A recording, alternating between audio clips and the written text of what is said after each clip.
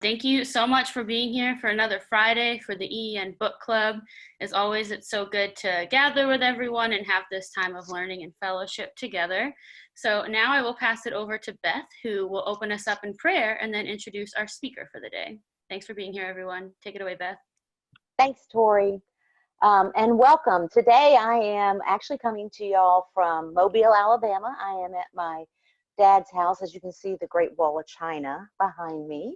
And I just want to say thank you all so much for being with you. It's just such a great joy to get to do this every single week. And we appreciate and love every single one of you. Let's open with prayer before we get into the conversation.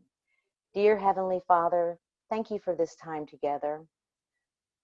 We are here to gather together to honor you, to honor the beautiful creation that you've given us, whether that is the tiniest toes on a newborn or the great blue sky you put above us.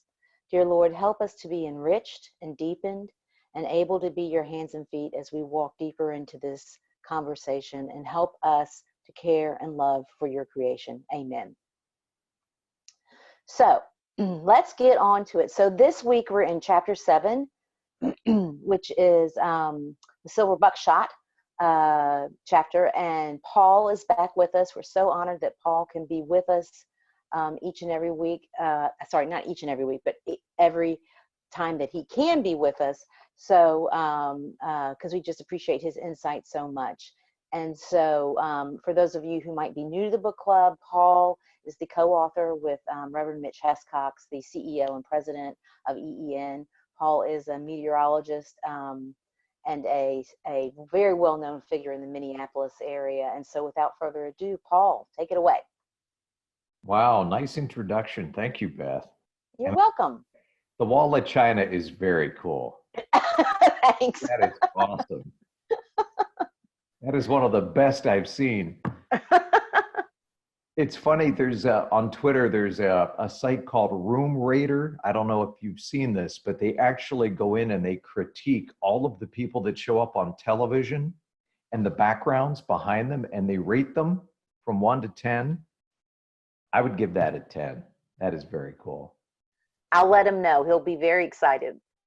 Very cool. Anyway, thank you, Beth, and hi, everybody.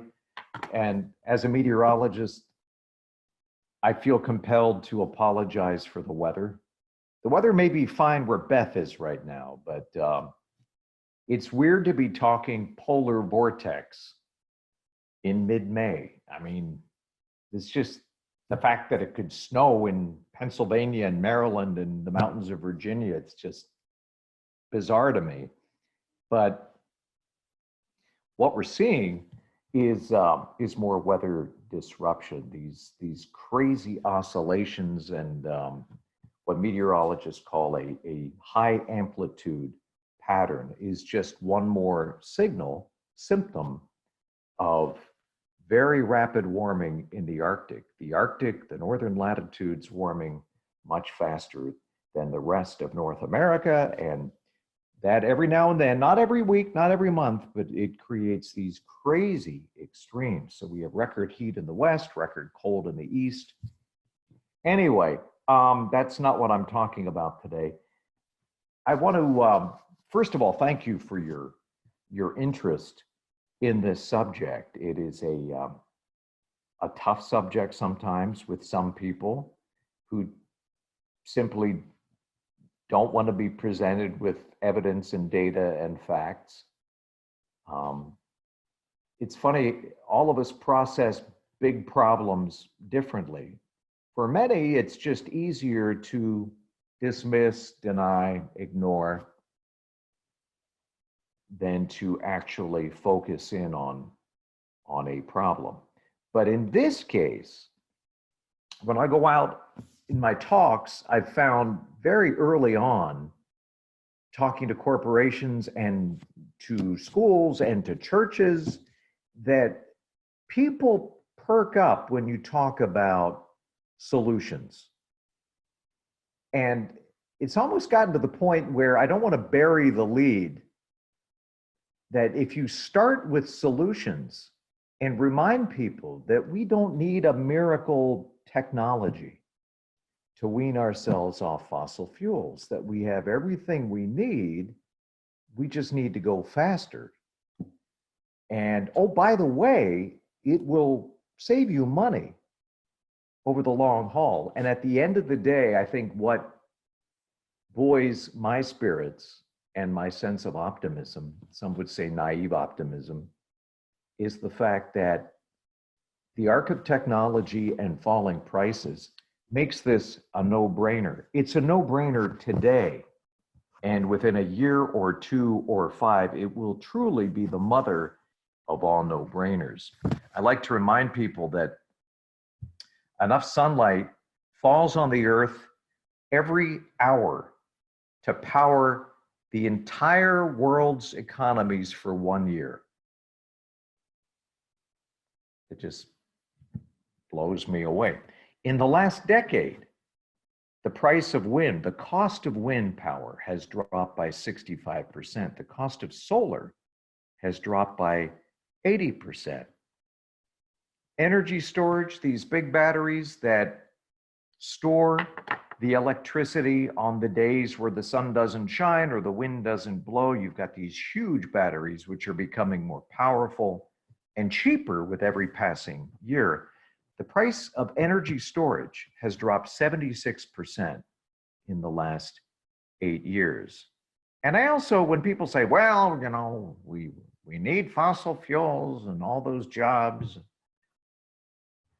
renewable energy is creating jobs 12 times faster than the rest of the economy.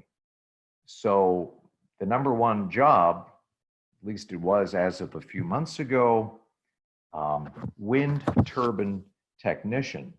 So not everybody can be a wind turbine technician, but there are so many opportunities with solar and with wind and with hydropower and with biofuels. It's a long list. And I called this Silver Buckshot because everybody wants a silver bullet, right? We all want that simple TV soundbite solution. Wave a magic wand. The reality is that that doesn't exist. Not yet. Maybe if we can figure out a way to harness fusion. I mean, people have been promising fusion power for a long time. We'll see if that comes to be. But we don't have a silver bullet. We do have plenty of silver buckshot, which in the aggregate is already bending the curve, moving the dial, whatever analogy you'd like to give. And we are moving in the right direction. And so I'm optimistic for a lot of reasons. The New York Times, let me just call this up here. I wanted to share this quote from the New York Times, which made me do a double take. Last year, 23% of America's energy was provided by renewables. I hope I have that quote right. It's in the low 20s, the percentage of power that is being provided right now by renewables. And that number continues to go up. Now with COVID-19 and the pandemic, you know, the price of oil has cratered. There's an oversupply. Prices are depressed. Many of these companies, especially the shale oil producers, are deeply in debt, and many of them probably will not survive this. People who say, well, are we already at peak oil and things are going to diminish? Perhaps.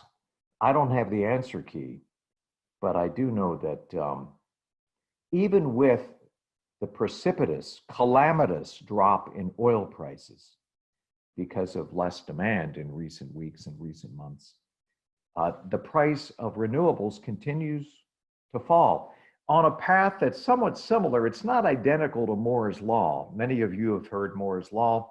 The price of semiconductors continues to fall, and that's why televisions and computers, handheld devices, generally tablets, usually become cheaper over time. Sometimes that works out, sometimes it doesn't, but certainly we're paying a lot less for those things than we were 20, 30 years ago, and that's because of Moore's Law. Something similar taking place right now with clean energy. So I started the chapter with something that Winston Churchill said that resonated with me. You can always count on Americans to do the right thing after we've tried everything else, right? So it is starting to pay off, and I'm optimistic. And again, I was raised in a very conservative household. This notion of localism, decentralization, self-reliance, more competition, more choices, more options, very consistent with a more conservative ethos, as I remind my conservative audiences from time to time. And the United States is well positioned. We are the Saudi Arabia of wind, the Great Plains. Much of America does see enough free solar radiation year round. And so I find that optimistic. Also, there are new energy sources like tidal energy and geothermal and biomass and biogas and hydropower. And here's the thing, and this is what I think a lot of people struggle with, because we grew up with fossil fuels and we all benefited from fossil fuels. Fossil fuels got us to where we are today. And I think we should acknowledge the elephant in the living room. But that doesn't mean it's sustainable. And that doesn't mean that is how we're going to get the majority of our electricity or energy in the years to come. What worked in the 1950s may not work so well in the 2030s. And the reality, and we call this progress over many centuries. Some businesses fade as new businesses take their place. No industry gets a perpetual pass. It just doesn't. I mean, monopolies at some point don't become monopolies, and new upstart industries take their place. No industry has the freedom to perpetually pollute. And when people say, well, let the free market reign, I say, okay, I'm a capitalist, I'm on my 7th business, I agree with you. But there's nothing free about what fossil fuel companies have been able to do. If you're a business person, you have to account for your costs, not just your profits, but also what does it cost you to create that product or that service? And the fossil fuel companies, the major oil companies specifically, and the utilities have basically pumped those costs into the atmosphere. There has been no cost. The cost has been socialized. The profits have been privatized, specific industries, specific companies, and the costs have been shared with all of us. All of us have endured those costs in the form of more air pollution, short-term air pollution, which kills, it leads to about 5 million premature deaths worldwide every year. And then you've got the longer-term climate pollution. So those costs, all those externalities have not been accounted for. So it's not a free market. It's been stacked to help the fossil fuel companies and help us in the process. And up until recently, we haven't had a choice. Again, costs are an important part of the markets. You can't sell something profitably without knowing your total expenses. But the true cost of carbon pollution isn't factored into the products and services that we purchase. Disruption and reinvention has been a part of progress since day one as we continue to improve our lives And so we can talk about policy and what's the best way forward. To me, as a capitalist, it makes sense to put a cost on things like carbon. And I like what the Citizens Climate Lobby has proposed, a fee and dividend. Place a rising fee on fossil fuels at the source, and then any money that's raised, rebate that as dividends to consumers to help with energy expenses, which may go up a little bit in the short term, and then use border adjustments to discourage relocation. The beauty of this, I think, is in its simplicity and the fact that by design, it doesn't make government bigger. So conservatives, some percentage of conservatives should be able to get on board with that. Let the markets work. And I list a couple of things, and I won't go through this for the sake of this overview, but I think there are things that all of us can do to encourage companies to be more aggressive. And it's already happening. In my state of Minnesota, the big utility is Xcel Energy, and they're already phasing out coal-fired energy ahead of time. Great River Energy is another utility, and they are phasing out their biggest coal-fired plant in North Dakota, well ahead of schedule. Are they doing this out of altruism? Is this a publicity ploy, to get positive press?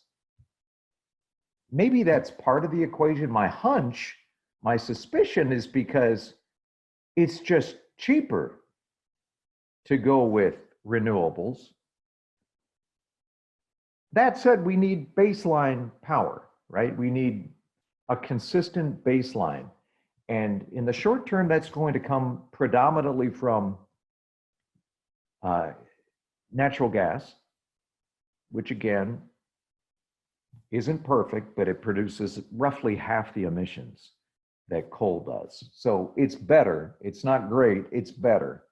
And also nuclear. And I think we can and should have a spirited discussion. And I know I was anti-nuclear, and I'm still not thrilled with nuclear. It would not be my first choice. I grew up 20 miles down the road from TMI, and I was home when that thing melted down. It was a partial meltdown. And our bags were packed. We were ready to evacuate. So I am not a huge fan of nuclear, but we're sort of at this moment in history where we have to take a deep breath. If existing nuclear plants can be retrofitted to the point where they can in fact operate safely for another 10, 20 years, whatever, I think we should at least consider that. What I'm more excited about is smaller, much cheaper forms of nuclear that are being experimented with in China and other countries that don't produce the plutonium byproducts that it's night and day in terms of the cost. So again, much of that is beyond my pay grade. I'm not a nuclear engineer, but in every field there's innovation. Can we come up with a cheaper, safer way to generate electricity using nuclear? I think we probably can. Because now, the cost of building a new nuclear plant, the way they were designed in the 60s and 70s, it's cost prohibitive. The numbers don't work. Companies don't want to touch that. But I think there is a way forward. Paul, we've got a couple of questions. Oh, sure. Okay. Yeah. So the first question, I may have missed one. Maybe someone can help me because I do this on my phone, so it's hard to see. So the first question is biomass. Where are you on biomass?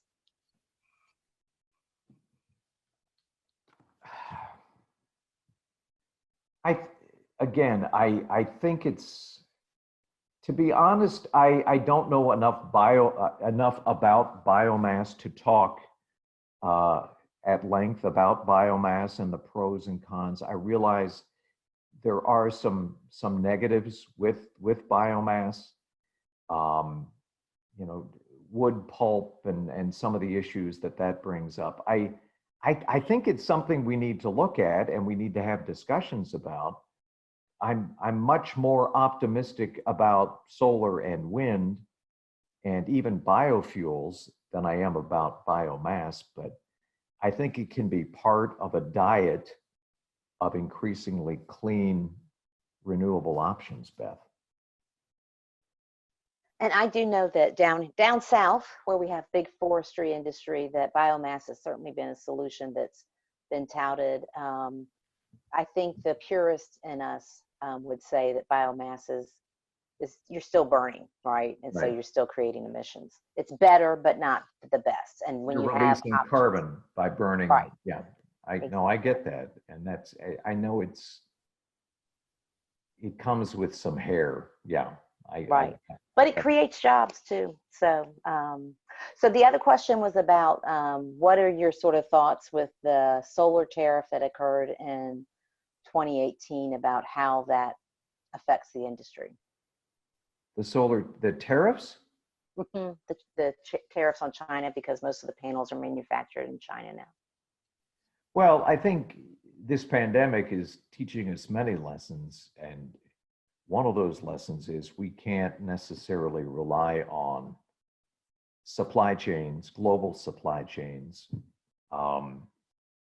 specifically China. I mean, when it comes to most of our pharmaceuticals are manufactured in China. So I think it's reminding us that maybe we need more self-reliance, and somehow this becomes a political statement when it comes out of my mouth, but it's not meant to be. I think the more we can reduce dependence on other countries that sometimes may not have our best interests at heart, and pull those supply chains back into the United States, I think the better.